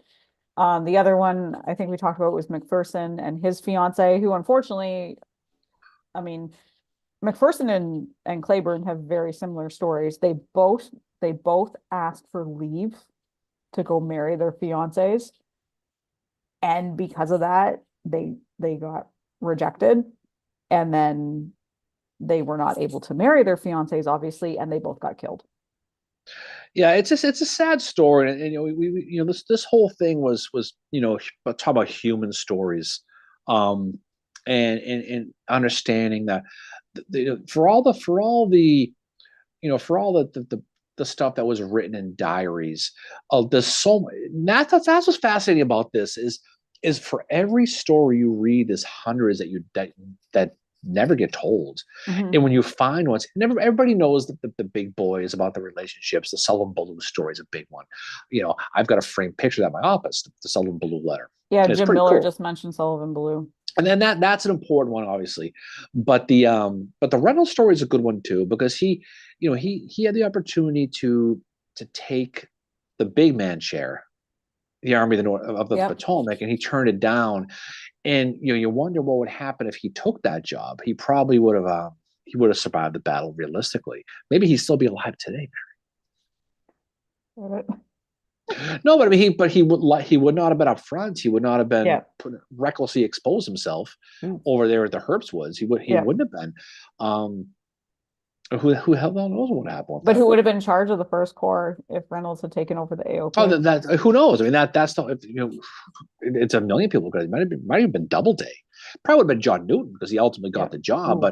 But I mean, who knows? But those are the things. Was Doubleday did take command right at the beginning after he was injured until he was killed. But it probably would have been Newton. I would imagine he probably would have. But it's tough to say. Plugging in my laptop. You what? I was plugging in my laptop, the battery was getting low. Oh, okay. But I think like, I don't know, one of the sadder stories I think is McPherson and his fiance. Yeah. Just because she never married after that. She stayed in her bedroom for an entire year after McPherson was killed at the Battle of Atlanta. Um, and she never married again. Like, or I mean, she wasn't married at all, but still, it's like that's really sad. No, and I bet you that there's a lot of stories like that. People, you lose your spouse, and Yeah. I mean, again, you're this is an era where you're having as many kids as possible because Yep. to guarantee some of them survives. You mentioned Lincoln a while ago with Yep. Eddie's death. I mean, I think Robert Lincoln was the only one who lived to be adult, right? Yep. Out He of all did. his Yep. children. So I Yep. mean, it goes to show even somebody who, was, I don't want to say a privilege, but I mean, certainly they were better off than some random person living in the field as far as money and things like that. Even they had to deal with death and had to deal with sickness um and not just obviously assassination, but I mean, um, Tad died young, Eddie Hmm. died young. Yep. They all died. Willie died young, obviously. So his children have, it just goes to show that death affected everybody back in the 19th century, and that's why that how death and spiritualism really took off in the 19th century with seances and Miss Cleo and everything that took place back then. Because that was a big part of trying to find and get your hands around why people are dying at this overwhelming clip, Hmm. right? And you talk about AQ's not on here, but she's a big Barlow person, and she has a shrine to Barlow. And no question in her mind, Yep. and probably her house, probably. But his wife Arabella dies of typhoid by being Yep. around soldiers, and this goes to show how disease and death affected not just the soldiers but about the families and Well, how, that's how Willie Sherman dies, yeah. is Ellen brings the kids during the Vicksburg campaign and they drink the water and Willie Sherman gets really, really sick. And that's why Sherman is not at his best at the battles of Missionary Ridges. He's still dealing with the death of his child. Mm-hmm. He's writing to people talking about it, still saying, I'm not over this. I'm never going to get over this. And he writes to his wife, basically saying, I know you're not supposed to play favorites, but oh my God, like nothing will ever replace who Willie was for me. No, and And and it messed him obviously, up for the rest of his life.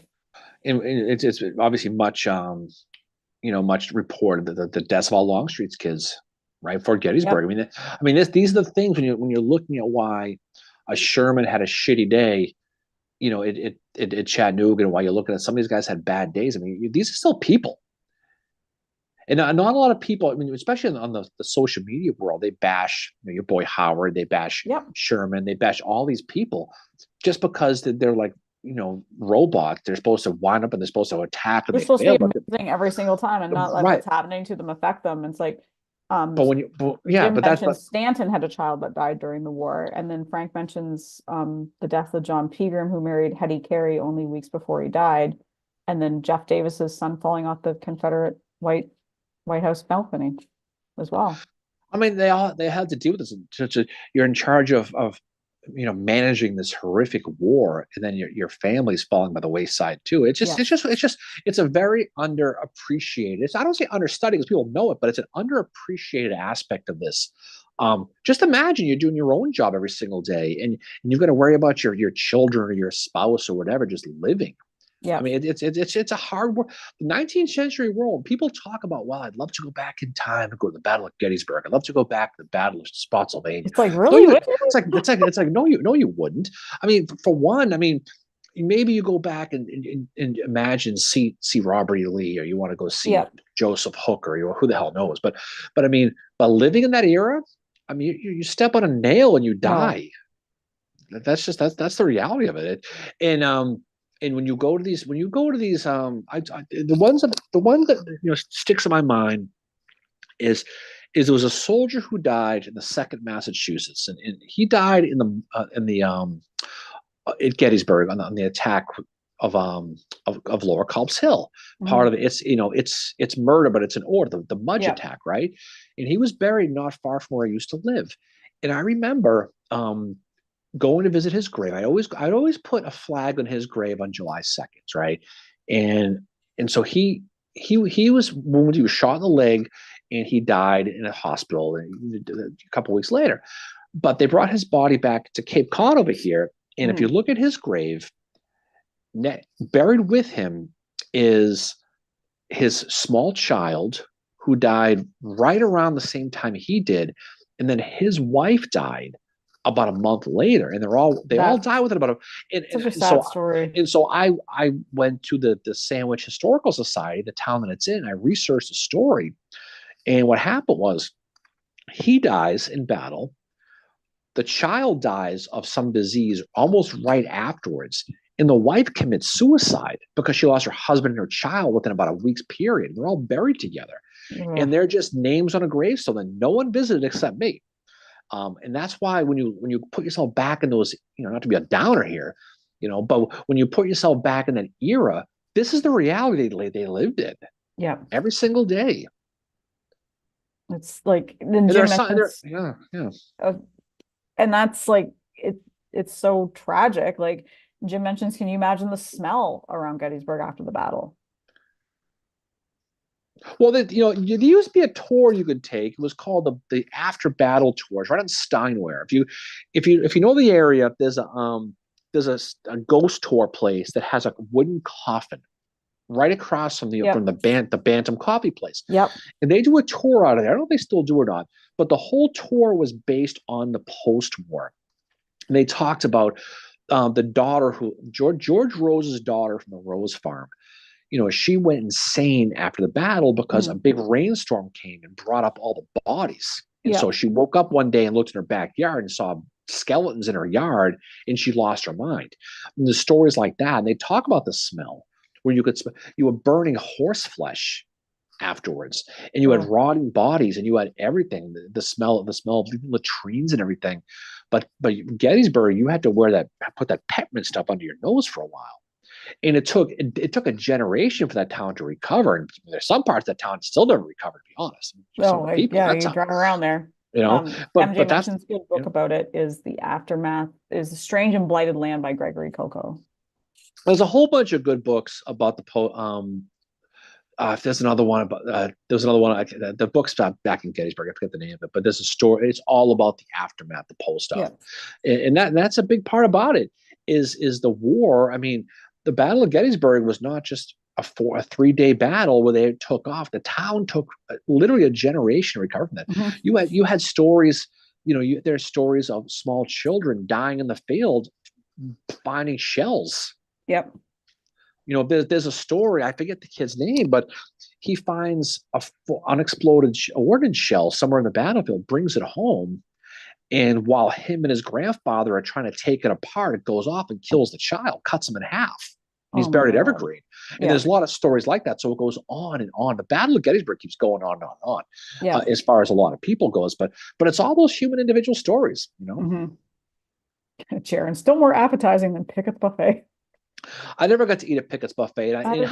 In hindsight, now I regret it because I think, and I do feel that that's a mistake by getting rid of Pickett's Buffet, because not that I would ever really go there, but there's always so many places that these school field trips can go to for lunch. But now they have one Lincoln or the Lincoln place where I guess, but it's not. It's a little out of the way though. It is, but at least it's a place for them to go. MJ, the Armchair Journal like to say they would go back to see this and that. However, they don't have a clue what they would truly see. Oh yes, like the little round top post. It doesn't look like it does in 1863. Oh, were those original rocks from 1863? Karen, it doesn't. She's going to talk to the manager at Gettysburg right now. Getty's Karen. No, but speaking of Round Top, so it looks like that's going to be opening. I mean, we heard by July 1st. That's what we heard. And I think they truly don't know for sure. It'll be good when it opens. I mean, it'll be nice to get back up there again. But again, you never do, because first of all, you're working on a government grant, so you've got funding, but you're outside, you're against the elements. And like some of the comments, I mean, the comments are not as bad as they once were, but there was a couple yesterday where I was like, Getty's Karen wants to speak to the manager because it doesn't look like 1863. Well, I mean, the thing about it though, not to defend these freaking people, but some of the, if you go to Gettysburg every couple of years and you want to go, because you admittedly look, Little Round Top at sunset and Round Top in general is a great vista. It's one of the most prettiest sights you will ever see. If you don't go there that often, yeah, you want to go. But if you go there a lot, it's kind of a been there, done that thing. I'm in awe every time I go to the Round Top. But again, I've been there so many freaking times now that I can deal with missing a little bit. I am looking forward to getting back to my secret spot where I smoke my cigars, though, because I've been there with you. yeah, you have. But I think it's going to be. I think when people finally get there, they're going to sit there and say, you know what, bravo, Park Service, because this place now is sustained. It sustains this place for generations upon generations. Because, I mean, it's certainly possible that maybe they would have to close the whole thing permanently for safety reasons. You couldn't get up there. You have to have that balance between preserving history and keeping it safe and keeping it accessible. And like you've said to somebody before in one of these posts, like, didn't you say that wasn't there some avenue that like they had to move the marker where the soldiers were, so it's not that's the thing with so if you're looking at the markers, and the thing about, if you really study Gettysburg and you really get into it, and if you're going up Sykes Avenue, that's the road that goes behind where the buses go, right? Where the 20th main right marker is, the flank marker, and the 83rd Pennsylvania, they're supposed to connect. They would have connected right in the middle of the road. Yeah. So what they did is they moved the 83rd left marker on the other side of the road, not far from where the statue is. It looks exactly like Strong Vincent, though they deny there's nothing with Strong Vincent. And then the 20th main right marker they put on where it kind of kitty corners the side of the road where that brick wall is. So if you want to be historically accurate, they moved those markers so they could put the road in there. Yeah. So if you want to be one of these people who wants to go back to true history, then take the road out, put the markers back in their correct spot where the lines would have connected, right? But then you're gonna have to walk your ass up there. Yeah, don't drive up there in a car. And if you happen to wear what we like to call reenactor cut clothes, and good luck walking up there, especially if you really want to be natural, put the 40 pounds of gear on, have limited water like Oats Alabama's did, and walk up there that way. I mean, at the end of the day, it's about making it accessible so more people can appreciate the history. And I don't want to break this news to you, Mary, but Gettysburg, there's not a lot of Gettysburg that's legit the way it used to be. Oh, I know. But the Gettys Karens don't. I don't hear people talking about the first day where the peace light is. And if you were to take a member of the 16th Maine, okay, Charles Tilden's guys, or if you want to take one of Edward O'Neill's guys, and you would have put them back and take them today and drop them into time onto the battlefield, they wouldn't have even recognized the first day's battlefield. That first day where Oak Ridges is completely different. Yep. I mean, the wood lines are different, the walls are different, everything's completely different, but people don't complain about that. The funny part about it, I don't know if you know this, but they're putting in a new wall on Doubleday Avenue. Yeah, that's what Bill Etzker mentioned that, and no one complains. No one complains about that wall being. No, he said they are. He said they are. He said people are complaining about that too. But I think they're complaining about the work. But I mean, I don't see as much as I see on Little Round Top. I mean, the wall is a good wall. I mean, it's not exactly where it would have been in reality. But if you're talking about historically accurate, if you want to look at what the Oak Ridge area looked like, where Tilden's monument was, that's all wood line. It goes there. There's woods that go down the hills on the Mumminsburg Road. There's a stone wall that cuts across parallel to Mumminsburg Road heading towards a Forney farm. So everything's different the way they would have said. But I think there's definitely a selective outrage on certain things. But again, look, I get it. But most people go to Gettysburg one time in their lives. Most people do. I mean, you're looking at the overall population. You want people to be able to see and show off the battlefield in the most accessible possible way so they can appreciate the history. And that's all they're doing. Yeah. But I think though you can go there, and even if it's your first time, like you're probably going to want to go back. But two, you can see places that are just as amazing as Little Round Top, like Culp's Hill. And you're not going to be denied anything. You're not going to come away like, oh, well, like I felt like that wasn't as good an experience. Like, I mean, you can come away from it with like, wow, that was really cool. Like I saw so much history. Whereas, I know people that will not set foot in Gettysburg when Little Round Top's closed. It's the only place they go. And it's like, how are you considering yourself into Gettysburg? You should just say you're into Little Round Top. You're not into Gettysburg if all you go to is Little Round Top. But the funny part about it is I've noticed this sometimes the same people who complain about a miniature golf course going into Gettysburg or complain about Little Round Top being closed are the same people who go to Antietam and complain there's no restaurants. Yep.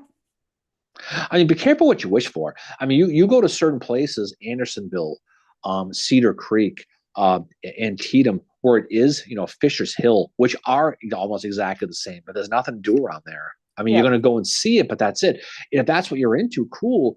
But if you're looking into, spending time there and making it an accessible place to go for families and for overall entertainment, you have to. I mean, don't forget, Gettysburg is the county seat of Adams County. Yeah. Right. I mean, that has to be a fully functioning town. I mentioned this on social media before. Over 50% of Gettysburg is tax exempt. Mm-hmm. When you look at the battlefield, the museums, the churches, the schools, and that's why property taxes are so friggin' high in Gettysburg. Yeah. And for every business you want to take away, it makes it more expensive for people to live there. And that place has to be a functioning town. It has to be. Yeah. So you can't have it both ways. For the people who visit every so often, would you like to go visit Gettysburg and see the exact site that George Meade saw? For the most part, you do, for the most part in certain places. Yeah. But at the same point, the town really began where the Dobbin farm is now. Mm-hmm. All that stuff, the town that before that just didn't exist, but you still need hotels. You still need places to stay. Need places for people to see you or stay. You need places like stuff for families to do. Like David Maxwell mentions near Shiloh, there's one restaurant. It's kind of like Andersonville. No, but right, but if you're going to go to Shiloh and you're going to visit Shiloh, great. But if you're one of these people who likes to go back regularly, if you want to live near there, and you're such a part of the community that you want to be a part of it, you're going to need to work, right? Or you're going to need to find a place to live.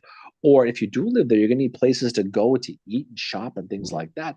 Now, admittedly, yes, we're standing at the Letterman farm a few weeks ago, and we're looking out at the hotel, the giant supermarket, and it's a shame that they haven't done more to preserve Camp Letterman. And that's not battlefield site, so ABT can't do anything with it. But for the most part, they did get rid of that mobile home, which that used to be there. So if you're off York Road in Gettysburg and you want to see Camp Letterman, you can go see it. And that was a lot of fun doing it that day. But a lot of the places are built now. Mm-hmm. And if you want to go ahead and still have a vibrant town, you're going to have business. You're going to need a supermarket. You're going to need hotels. So you can't have it both ways. No. But the people who complain about it are the ones that are funny. And there's that one you keep mentioning because I see her I don't comment on it, but I read it. Getty's Karen. Yeah, but I mean, what do you want? I mean, you want it to go back to the original, and that's fine to see it. But I mean, the thing that ticks me off about comments like that are the fact that the people doing the work are working hard and they're working within certain parameters that are for a heritage site. They are trying their best to preserve it, but they're also trying to make it accessible, make it safe. Yep. All of that other stuff. That is a really difficult job. And I have the utmost respect for those workers that have to do it. And to say stuff like that, to come onto a post like that and say stuff like that, to me, is disrespectful to the people that have to do the job, as well as to the Park Service. It's, it's like, why do you feel the need to be nothing but negative? It's like, we all would love to see how it looked during the battle, but we also want to keep visiting this site. And preservation is sometimes about making those compromises between accessibility and how it looked. It's a real difficult thing to navigate. And I just, as someone what I did in the conservation field is nothing compared to what, those guys are doing right now in Little Round Top. Mm-hmm. But, I've had moments where I've had to say, like, I can't make this look how it once looked because it would destroy it. No, it's fun. But the thing what people don't appreciate about Gettysburg, right, is it's still one of those cool places where you can just park the car and walk.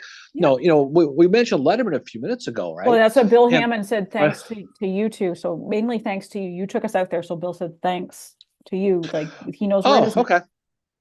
For anybody who had, if you're a Gettysburg person, and you haven't been at Camp Letterman, do it because eventually. I hate to say it, eventually it's going to get bought and built over. It's not. There's gonna be a friggin' God knows what back there somewhere. There's gonna be a sheet, so there's gonna be maybe a DQ area, another one, two of them, right? Ooh. But if you go there right now and you park and you go where the Giant is and you find the hotel there, you can still drive behind the hotel and you can take that left and go behind the supermarket, I mean, and you can watch the speed bumps because they're high, and you can still walk the ground where the Christian Coalition was. You can still see where that cemetery was. You can still see where the tents were. You can still see where they cooked their food. It's a big field now, and no one goes. Obviously, no one goes there. And even Spencer, remember Spencer? Yeah, he's awesome. So Spencer has been living there since literally the day of the battle. Okay, he's been there forever. I mean, you cut him in half and count the rings. That's how old Spencer is. I love Spencer, right? Spencer's awesome. No, he's a former ranger, a former guide. He showed us the secret way to get to Lost Avenue, which I appreciate. So funny too. He's such a David Ireland guy as well, which is awesome. But he told us, because he had texted me and says, I've been living here my whole life. I've never been at Camp Letterman. I just saw you're live. I'm going there right now. Which is fascinating for a former ranger and guide to say. But those are the cool places you can go in Gettysburg and definitely see them, because unlike some of these other battlefield areas, I'm going to tell you right now, in 10 years, Camp Letterman is going to be gone. They're going to build on that. It's prime real estate. It's right on York Road. Do yourself a favor, go, because it's not part of the battlefield, but there are so many cool stories that took place on that field and in those locations, and it's part of the battle. But I said this before when we did the story, just watch the private property lines, because there are a few there. You don't want to cross. You don't want to cross the fence. If you want, you can't really go to where the old burial site was. There's no more bodies anyway, and that's private property. Don't like we say, don't be a dick.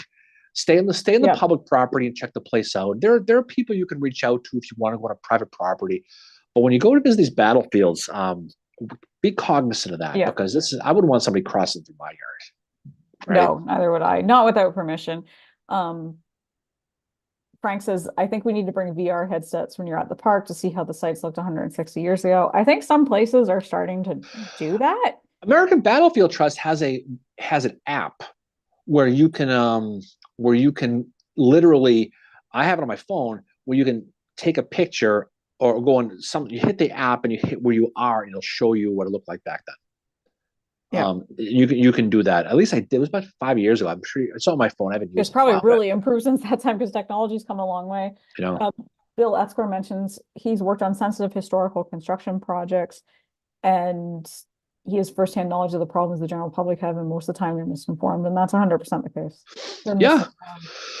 I mean, you can visit a lot of cool places. Again, speaking of Gettysburg, Lost Lane is a great, but McAllister's Mill is a great visit. But again, it's on private property, and you have to know literally. There are places you're walking where it's maybe 3 feet of public property that you have to maneuver through. And watching old Spencer climb over these trees. Here's the thing about someone like Spencer Waldron, and people don't know him. He's a local great guy. He lives right behind the Farnsworth house, right back there, right? And he's a guy. He's probably, what do you think, is 80? He's my dad's age. I mean, he's older. I think he was born around the same time as my dad. Okay, so he's probably pushing 80. Yeah. We were sitting with him at the bar at the Sweeney's Tavern one day, and so he's like, "I'm going to take you guys over to Lost Avenue." I'm like, "Well, we got to contact Shells." He's, "No, I know how to get in there. I'll show you where to go," which is great, because we could do a tour there. We could bring people in there now if we ever wanted to. Maybe we'll do that. But in any case, so he walks us back there, and you're walking along the old McAllister's Mill Road, which is a road that, if you look in the photographs now, they used to bring carriages down there, and now it's all built. There's trees falling. But I'm watching an 80-year-old guy literally climb over logs, like a fence, so he can show us where McAllister's Mill is and how to get to. And I was like, "Holy God!" And he loved it, though. He loved but that's great. But that's what's awesome about these towns like Gettysburg, is there are people there who they're going to exhibit every bit of last energy they have to show you the history that they know that's been passed down through generations on how to get places. And that's what's cool about it. And he's a great guy. Love the guy. Oh Um, yeah, he's awesome. but we should probably think about maybe doing a little Lost Avenue tour because we could That'd be do it cool. now because now we know where to go Yep, that'd be cool to do that. without having to get permission. It is Yeah. totally legal. But be advised if you're gonna go to Rob McAllister's Dalby Mill said, Road. please do a tour of Lost Avenue. Yeah, we'll do it. We'll do it. Even if it's just a handful of us, we can pick a time. But if we do that, be prepared. It's no picnic to get there. No, it's not. But if you're gonna bitch, an 80-year-old guy did it. And he climbed He's leg not over quite leg 80, he's over. like 76. Well, but whatever the hell he is, I mean, he's he ain't no spring chicken. I mean, Yeah. but you're gonna walk, and it's a tough walk, but it's worth it. It's gonna bring you right to, you can see exactly where McAllister's Mill was, the old Civil War Underground Railroad, Yeah. and then you can walk up the hill, and you can walk right into Lost Avenue. We're gonna do. Yeah. Excited with my headset. We're gonna do that. So maybe we're down there in a few weekends. So if you Maxwell, if you're down there, if Dalby, you're down there in a few weeks, maybe we can do that. We'll take you over there. That'd be But cool. if not, we'll do a Memorial Day weekend. We're definitely doing it. We're doing it now. We're doing it. Yeah. It's official now. Bill Hammond says, I need the "don't be a dick" saying on a Civil War Breakfast Club sweatshirt. And Bill Etzkorn said Camp Letterman exploration will be he's doing that President's Day weekend, so the weekend before Okay. we're there. If I don't take my nurse wife there, she will wind up falling in love with Howard. Yeah, but it's funny because when you go to Camp Letterman, you see like hunters' tents and Yeah, it's hunters' nests. weird. Camps, And like, you it's see a lot weird. of satanic shit spray painted on rocks and stuff. But just if you go to Camp in all seriousness, don't go on a private property because it's a hunting area and it's just God. I don't, that's the last thing you want to do. But no, we're gonna do Lost Avenue in a few weeks. Maybe on Friday we can do something with Lost Avenue. Go out there. Well, people might not be in town on Friday though. Maxwell is. All right. Well, if whoever wants to go, or the sun, we're leaving Sunday, right? So maybe Friday, but we're not going to have time on Saturday. We're at the seminary 8 to 5. All right. We'll do a Friday. I'll see. We'll reach out to old Spencer too. But Memorial Day weekend, if not, we'll definitely do it because I think if we get, what we probably would do is have to meet somewhere and then try to get as many people into the cars because the parking over there on Clap Saddle Road is not that good. We can park, and there is an easy way to get to Lost Avenue. That we know of the ABT route, but that's not as fun as McAllister's Mill Road. That's a place you got to walk McAllister's Mill Road if you're really into the history. You got to walk that path because there's so much to it. But that's what we'll do. We'll definitely plan on doing that. That'll be a good time. That'll be fun. Yeah. All right. Well, we get ready to sign off here pretty soon, man. It's almost time. Yeah. I was gonna say I got to do some schoolwork before we go check out that new brewery in Plymouth. No, yeah, we got to hit a brewery today, but we're gonna. Rob Dalby asked if we could maybe do that on Memorial Day weekend. So yeah, we will think about that for one of the days we're there. Well, we can do a both. I mean, it's not exactly far; it's up the street. But maybe if anybody's around and wants to go on that Friday, before the seminary event, before Jim and Eric's thing, we can do that. But then we should maybe do a bigger one on Memorial Day weekend, right? And we can't get 100 we people. We just have to confirm the parking. We don't want to piss the people off there. That's the thing we got to figure out is the parking. But I mean, we'll figure that out. But that'll be fun. So we'll definitely plan on doing that if we can. But we'd probably have to do what Matt does and try to carpool because if you know the area, you're parking in someone's basically front yard. You don't want to be a dick. Yeah. But again, going back, don't be a dick. Yeah. We should do a sweatshirt about that. That's a good idea. I mean, what's his face from Star Trek: The Next Generation? Will Wheaton already has "Don't be a dick" as a saying. No, it's probably true, Will Wheaton.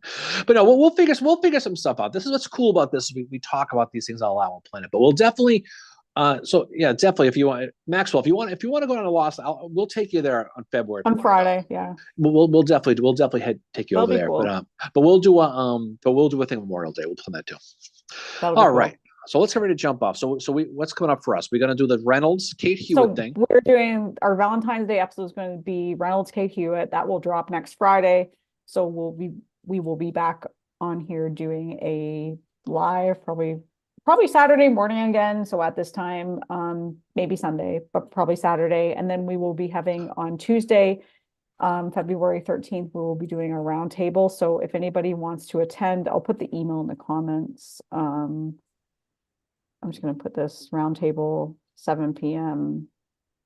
February 13th.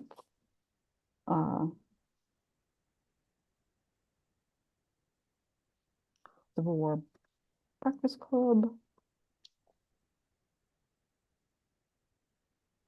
So I put the information in the chat there. Oh, hey Bjorn. Bjorn always jumps on Bjorn late. wants a sweatshirt too. Don't be a dick.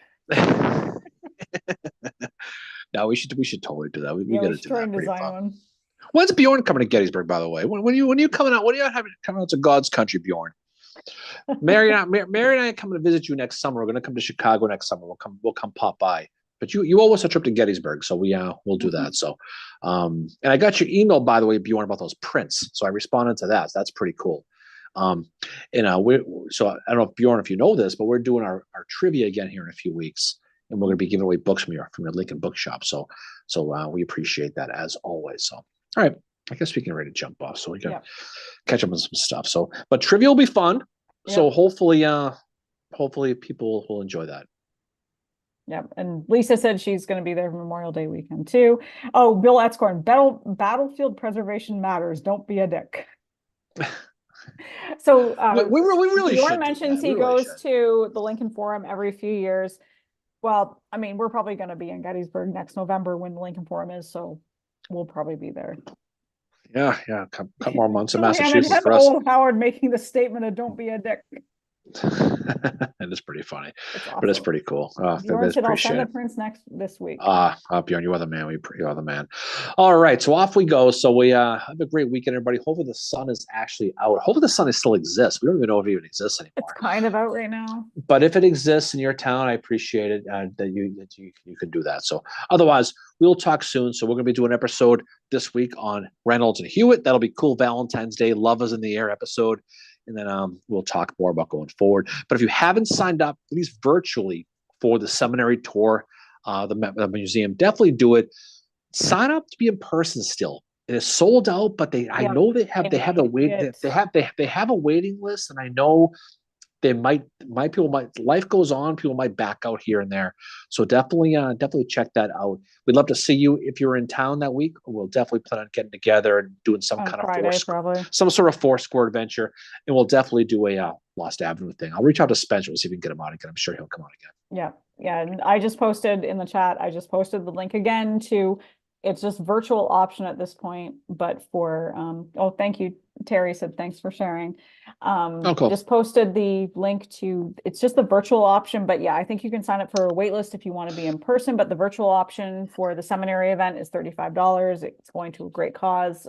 Great people are speaking. So yeah, you can, sign up for that. That would be awesome. So anyway, thank you everybody for being on here with us. Really appreciate it. Yeah, but definitely if you can get on, I mean, understand. I mean, Jim Hessler and Jody Wilson and Eric Lindblade and Cody Eash and Pete Mealy and Stuart Dempsey. These are great. These are great people who are putting their blood, sweat, and tears into this history so people can remember it and just never appreciate enough the fact of the people who do these things. And so if you can go, it may just seem like a seminar, blah, blah, blah.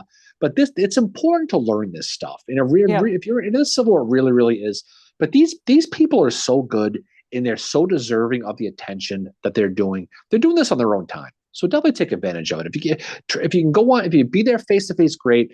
But definitely sign up virtually. They'll appreciate it. Tell them we sent you. We'll appreciate that. Yeah. Hester, we'll do some Fireball with Hester next weekend too. Oh God, Westy fan said he enjoyed this, or said they enjoyed this chat. Learned a lot. Thank you so much for being here, and thanks to all the on here this weekend with us. But yeah, we will be back with you all again next weekend. So thank you as always for joining us, for your questions, comments, all that. It's awesome. So. Definitely. All right. We'll talk to you all soon. Have a great, safe weekend. Hopefully it warms up. I think it is warming up. So hopefully have a great weekend. We have another week until the Super Bowl next week. we'll watch that. So we'll go with that. Anyway, go hit your battlefields, go read your history, go find whatever battlefield you're in love with, study it, and appreciate the history, because the history will not go away as long as you study it. These people